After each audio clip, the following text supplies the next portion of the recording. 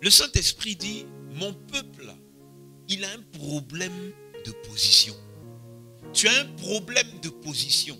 Et le problème de ta position fait que ta souffrance est permanente.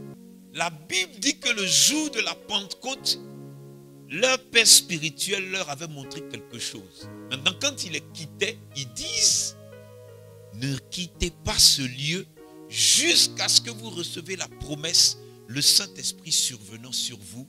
C'est l'onction, c'est la puissance qui va permettre que l'œuvre à laquelle je vous ai appelé, vous puissiez la faire. Maintenant, la puissance là, ça dépendait de la position. Regardez, la Bible dit, revêt-toi de ta parure, revêt tes habits de fête. Tu revêt tes habits de fête et puis ta vie n'a pas changé. Tu vas venir toujours à l'église, mais ça ne change pas. Le Saint-Esprit m'a dit, il faut leur montrer quelque chose. Le thème d'aujourd'hui, c'est je veux enlever l'eau sale. Je vais vous montrer quelque chose. J'ai besoin de 5 personnes, venez. Ce sont des esprits. Lui, c'est querelle. Lui, c'est animosité. Lui, c'est inimitié. Lui, c'est amertume. Lui, c'est rancœur. Maintenant, au début, tu es au dehors.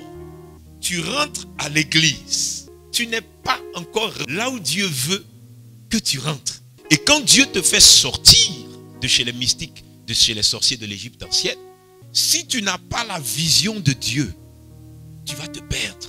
Tu es dans l'église. Tu n'es pas dans le corps de Christ. Tu n'es pas dans le Seigneur. Tu es dans la maison de Dieu. Quelqu'un comprend? Maintenant, quand Moïse les a fait sortir d'Égypte, donc de la maison mystique, il y a quelque chose qui est venu à leur rencontre. Il y a quelqu'un qui est venu à leur rencontre. Cette personne qui est venue à leur rencontre se trouvait dans la colonne de feu. Ils sont arrivés devant l'eau et puis, boum, il y a une colonne de feu qui se met en mouvement. Quand Pharaon veut bouger, la colonne de feu vient au milieu entre Israël et puis Pharaon. Quand Pharaon veut se mouvoir avec l'équipe, avec son armée, boum, la colonne de feu vient. Il y avait quelqu'un dans la colonne de feu. Un jour, un prophète se réveille et pendant qu'il est avec les captifs, ça veut dire les prisonniers, Dieu lui montre quelque chose. C'est Ézéchiel. La Bible dit, Ézéchiel regarde et puis il voit du septentrion. Il y a une colonne de feu qui se déplace à toute vitesse et puis ça vient, boum, ça s'arrête devant lui. Il dit, j'étais à côté du fleuve Kébar. Quand la colonne de feu s'est arrêtée, il dit, j'ai regardé et puis je vois quelqu'un. Il est arrêté dans la colonne de feu. Maintenant, son corps est du feu. Et puis lui, il est dans du feu. Et puis son feu ne se mélange pas avec le feu de la colonne. Lui, il est au milieu. Quand j'ai bien regardé, j'ai vu des créatures autour de lui. Quand il a parlé, j'ai senti en moi que c'est l'Éternel. Je me suis couché face contre terre. C'est pas que je voulais me coucher. Je suis tombé parce que mon corps a perdu de sa puissance. Vous avez un problème. Israël n'a pas compris. Vous aussi, vous ne comprenez pas. Quand vous rentrez dans l'église, vous devez entrer dans la sainte colonne de l'Éternel et puis vous asseoir dans la colonne de feu. Regardez le tapis là. Il représente le lieu saint, le lieu très saint, la colonne de feu. Maintenant, vous devez être dedans. Comment on entre dedans? Il dit, si tu acceptes Christ dans ton cœur, dans ta vie, tu rentres en Christ. Lui, il est monté au ciel, il est assis à la droite de Dieu. Il est dans la colonne de feu. Quand tu entres en Christ, tu es assis dans la colonne de feu. Amen. Maintenant, le problème va se situer où nous venons à l'église et nous ne voulons pas entrer dans la colonne de feu. La colonne de feu est la présence sacrée. La colonne de feu est la présence de sainteté. Maintenant, dès que tu sors de la colonne de feu, querelle te prend. Regardez comment les gens sont dans le désordre dans les églises.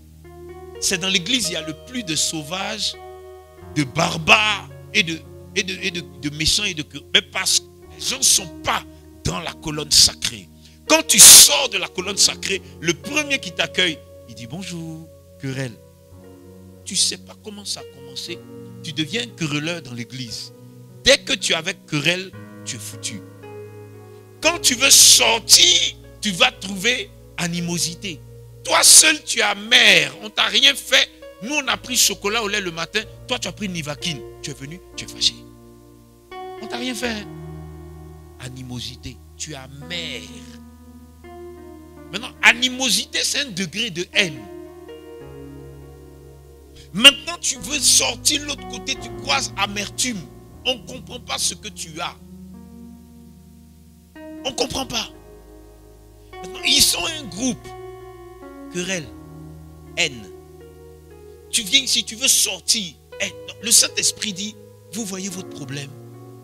Vous devez rentrer dans la sainte colonne sacrée de feu de l'Éternel. Et vous vous asseyez en Christ. Et puis vous demeurez. Le problème, c'est que vous ne voulez pas demeurer. Je vous ai donné la puissance. Je vous ai donné l'onction. Je vous ai donné un vêtement. Mais vous ne voulez pas. Regardez. Vous et moi, on n'a pas les mêmes prières. Quand je me mets à genoux, je sais, par révélation, je porte une couronne sacrée. J'ai cherché dans la Bible. La Bible dit que Dieu dit à Moïse, fabrique une couronne et puis mets le diadème sacré. Tu écris sainteté à l'Éternel. C'est ça que je porte et c'est ça que tu portes. Maintenant, à part le diadème sacré, il y a le manteau sacré de Christ. Dès que tu viens à la chair, dès que tu fais l'œuvre de Dieu, quand tu arrêtes, ça quitte. Écoutez-moi bien, hein? Vous qui pensez que les hommes de Dieu, quand tu les croises dans la rue, c'est toujours le même qu'ici. Non, hein? Il y a quand il prend le micro là, il y a un manteau sacré qu'on met. S'il est dans l'œuvre en permanence, le manteau sacré vient. Donc, tu portes premièrement le diadème de la royauté, deuxièmement le manteau sacré, et puis maintenant il y a le bâton d'autorité. Regardez, la Bible dit que Ézéchiel les regardait, et puis ils avaient des cercles comme ça. Je ne sais pas dans quelle matière c'est, les archanges. Maintenant, quand ils marchent, le truc là, ça se lève comme ça. Amen. C'est un grand cercle comme ça.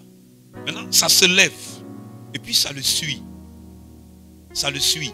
Maintenant, s'il veut, par sa pensée, il va faire descendre. Il va monter dessus. Il ira plus vite que n'importe quel avion qui existe sur la terre. Maintenant, le problème, c'est que Dieu t'a donné le même pouvoir. Maintenant, le pouvoir que tu as veut que tout ce que tes pensées pensent t'arrive. Premièrement, ne sors pas de la colonne de feu. Parce que si tu sors de la colonne de feu qui est la présence de Dieu, les différents esprits vont te prendre. Amen. Maintenant, le Saint-Esprit nous a dit le mardi soir ou le jeudi soir que l'huile d'olive, l'huile sacrée de Dieu, c'est une personne. Ça veut dire que la personne du Saint-Esprit dont la symbolique est l'huile, il faut qu'il coule sur toi en permanence et il faut qu'il coule en toi en permanence. Quelqu'un dit Amen. Aussitôt que tu pèches, le liquide s'arrête et il sort. Il sort de toi. C'est du liquide. Ici, il se met à côté. Tant que tu aimes Dieu, tant que tu adores Dieu, tant que tu restes dans la colonne de feu sacré, dans le bouclier sacré qui te protège, tu es corps, âme et esprit avec lui. Donc, il coule sur toi en permanence et puis il coule en toi en permanence. Maintenant, Jésus-Christ dit, je suis la source d'eau vive. C'est lui qui est debout dans la colonne de feu. Donc, automatiquement, quand tu rentres dans la colonne de feu, la source d'eau vive entre en toi. Et comme c'est de l'eau vive et pure, et que Christ est vivant, il fait sortir l'eau sale de toi. Amen. Il fait sortir l'eau sale. Maintenant, pourquoi le Saint-Esprit dit, je veux faire sortir l'eau sale? Parce que